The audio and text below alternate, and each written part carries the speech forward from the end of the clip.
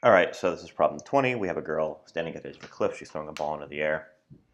Um, and let's just go ahead and write down equations that I think will be relevant. So first of all, I'm not seeing anything related to forces here, so I want to grab my motion equations just right away. Just right away, write those down. Now we want to figure the maximum height reached by the stone. So here we go. V squared is u squared plus 2as. So we reach a speed of 0 at the top, starting with a speed of 12 squared plus 2. The acceleration is negative 10 downwards plus s. That'll be the height above her hand. And when we actually do this, is going to be 144 divided by 20, which ends up being 7.2 meters above her hand. But since we're at 30, the total height is 30 plus 7.2, which is 37.2 meters. The time that it takes the stone to hit the sea after leaving the girl's hand. So we'll have it fall 37.2 meters. So we'll say s is 1/2 at squared. And the initial speed from the top is 0. So we're going to say 37.2 equals 1/2 times 10 times t squared.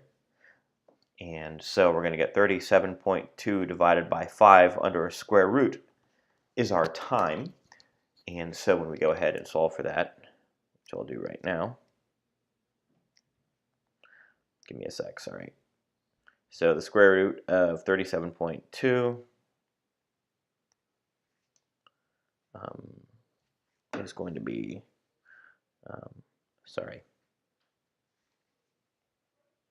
So again, we're looking for the square root of 37.2 divided by 5.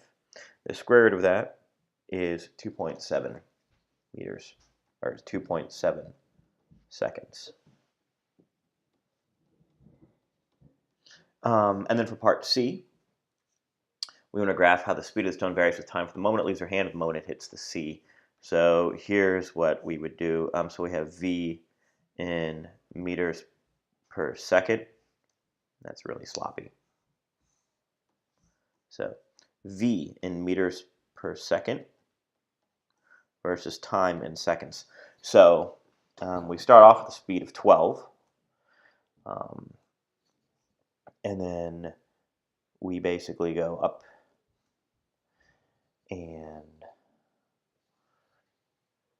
actually, let's be clear. We slow down to rest, and then we return to her hand and then continue on to the sea. And let's be clear that the slope is an absolute value of 10. Because that's, remember, the slope of the acceleration graph is the acceleration. The slope of the velocity graph is acceleration, and the acceleration is 10 meters per second squared. So that's question number 20.